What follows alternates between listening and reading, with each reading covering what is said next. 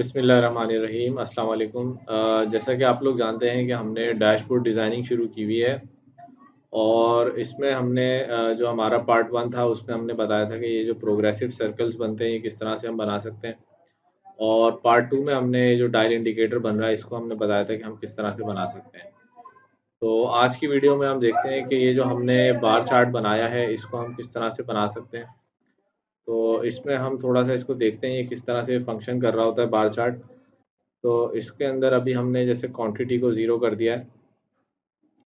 तो अगर हम इसमें कोई सेल्स रिकॉर्ड करते हैं, लेट्स सपोज़ हम इसमें रिकॉर्ड करते हैं 10 क्वांटिटी, तो देखें यहाँ पे हमारे पास डायल इंडिकेटर और हमारे प्रोग्रेसिव सर्कल और बार चार्ट, ये तमाम चीज़ें अपडेट होती हुई हमें नज़र आएँगी।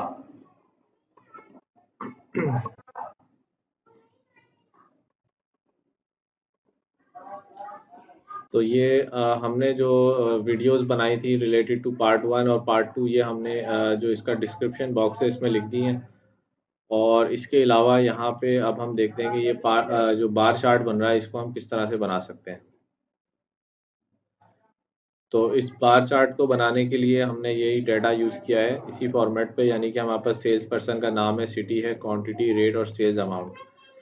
अब इस डाटा को हमने क्या किया है, समराइज़ कर लिया है सेल्स पर्सन वाइज़, यानी कि सेल्स पर्सन का हमने सम कर लिया है और इसके बाद इसके सामने हमने इनके टारगेट लिखा है और फिर इसका वेरिएंस लिखा है। अब इसको बनाने के लिए सबसे पहले हमें करना ये पड़ेगा कि हमें इंसर्ट पे जाना पड़ेगा और इंसर्ट पे जाने के बाद हम यहाँ पे जो 2D कॉलम आ रहा है हमारे पास, स्टैक्ड कॉलम, इस पे हम क्लिक करेंगे। अब यहाँ पे इसने कुछ डाटा जो है बाय डिफ़ॉल्ट सिलेक्ट करके यहाँ पे आपको एक चार्ट बना के दे दिया है, तो हमें करना ये पड़ेगा कि हम सिलेक्ट डेटा पे जाएँगे और इसके बाद जो है ये हम रिमूव कर देंगे जो भी इसने बाय डिफ़ॉल्ट सिलेक्शन की है। तो इसके बाद हम करेंगे ये कि यहाँ पे जो चार्ट डेटा रेंज आ रहा है इस पे हम क्लिक करेंगे और इसके बाद ये जो जगह है हम सिलेक्ट कर लेंगे जहाँ पे हमारी समरी फॉर्म हो रही है।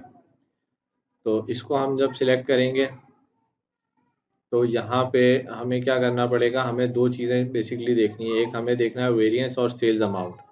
तो टारगेट को हम क्या करेंगे, यहाँ पे अनचेक कर देंगे और इसके अलावा इसको जो है हम क्या करेंगे, स्विच टू इन रोज़ को कॉलम के अंदर तब्दील कर देंगे ताकि हमारे पास हर सेल्स पर्सन का एक जो हमारे पास जो है वो कॉलम बन जाए और इसके बाद हम करेंगे ओके।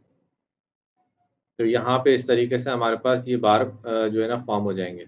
अब हम ये करेंगे कि यहाँ पे हम इसको सिलेक्ट करेंगे जो इसके अंदर जो हमारा एरिया नज़र आ रहा है जो कि सेल्स अमाउंट का है ब्लू कलर से, और जो हमारा वेरिएंस है ये ग्रे कलर से नज़र आ रहा है। तो हम इसको करेंगे ये सबसे पहले कि अगर हमें अलग-अलग कलर करने हैं तो एक हम कॉलम को सिलेक्ट करेंगे और इसके बाद जो है यहाँ पे हम क्या करेंगे, फॉर्मेट डाटा पॉइंट, और जब हम इस पे जाएँगे तो यहाँ पे हमारे पास जो है फिल कलर नज़र आ रहा होगा कि हमें जो बकेट नज़र आ रही है इसमें हमने क्या कलर फिल करना है। तो लेट्स सपोज़ अगर हम इसको करना चाह रहे हैं ब्लू कलर, तो यहाँ पे हमने ब्लू कलर सिलेक्ट कर लिया और इसके बाद जो ये जो ग्रे एरिया है हमारा, इसको हम सिलेक्ट करेंगे और इसमें भी हम ब्लू कलर इसी तरह से सिलेक्ट कर लेंगे। अब हम इसमें क्या करेंगे, यहाँ पे जो ट्रांसपेरेंसी की परसेंटेज आ रही है, इसको हम मिसाल के तौर पे कर देते हैं 75%। तो अब ये जो ब्लू कलर है ये 75% क्या हो गया, ट्रांसपेरेंट हो गया। इसी तरीके से हम जो हमारा सेकंड कॉलम है जो कि फ़हद को रिप्रेजेंट कर रहा है, इसको सिलेक्ट करेंगे, इसके सेल्स अमाउंट के एरिया को, और इसमें जो भी हम यहाँ पे सॉलिड फिल पे जाके जो कलर देना चाह रहे हैं, लेट्स सपोज़ हमें इसको देना है ग्रीन कलर, तो हमने इसको ग्रीन कर दिया। इसके बाद हम अब इसका जो वेरिएंस वाला एरिया है वो सिलेक्ट करने के बाद यहाँ पे भी हम सॉलिड कलर करेंगे ग्रीन, लेकिन यहाँ पे हम जो ट्रांसपेरेंसी है इसकी कर देंगे 75%। अब जो हमारा थर्ड सेल्स पर्सन है इसका भी हम जो सेल्स अमाउंट वाला एरिया जो कि ब्लू कलर से नज़र आ रहा है इसको सिलेक्ट करेंगे और इस बकेट पे क्लिक करके यहाँ पे लेट्स सपोज़ हम इसको पर्पल कलर दे देते हैं, तो ये पर्पल हो गया है। और इसके बाद यहाँ पे जो इसका वेरिएंस वाला एरिया है जो फ़िलहाल हमें ग्रे नज़र आ रहा है, इसको भी हम सॉलिड फिल करके इसमें भी पर्पल कलर लेते हैं और इसके बाद हम क्या करेंगे, इसका जो ट्रांसपेरेंसी का जो लेवल है इसको बढ़ाते हैं और इसका ट्रांसपेरेंसी भी हम 75% कर देते हैं। तो अब हम देख सकते हैं कि यहाँ पे हमें कुछ एरिया ट्रांसपेरेंट नज़र आ रहा है और कुछ एरिया जो है वो सॉलिड फिल नज़र आ रहा है। तो इसमें जब हम अपना स्टेज रिकॉर्ड करना शुरू करेंगे तो हमारा जो सॉलिड फिल है वो उसका लेवल इंक्रीज होता जाएगा और जो ट्रांसपेरेंसी है इसकी वो कम होती जाएगी। तो हम देखते हैं इसमें हम किस तरह से कर सकते हैं। अब जैसी जो हमने यहाँ पे सेल्स रिकॉर्ड की, इसको हम थोड़ा सा जूम भी कर देते हैं।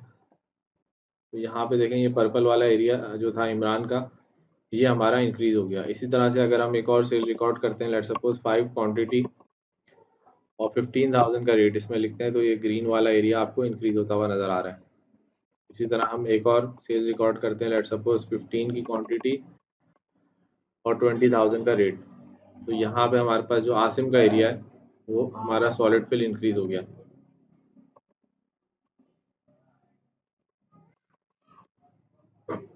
इस तरीके से।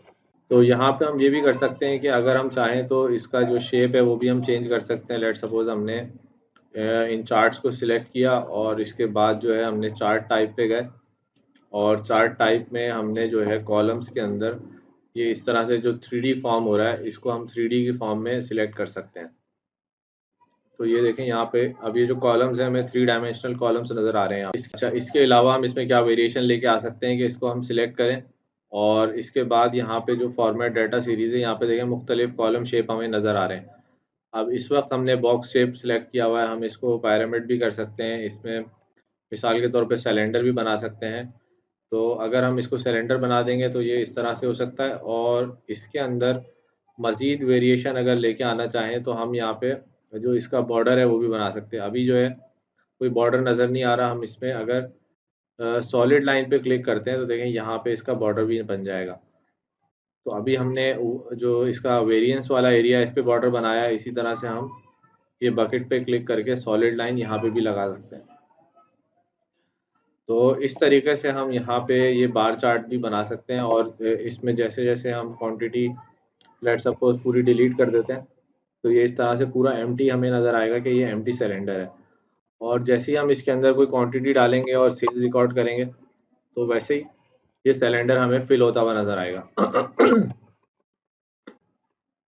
इस तरीके से। तो होपफुली ये हमें जो है समझ में आया होगा कि हम किस तरह से बार चार्ट बना सकते हैं। मज़ीद डैशबोर्ड्स के अंदर हम किस किस तरह के चार्ट्स बना सकते हैं वो इंशाल्लाह हम अपनी अगली वीडियोज़ में देखेंगे। Thank you.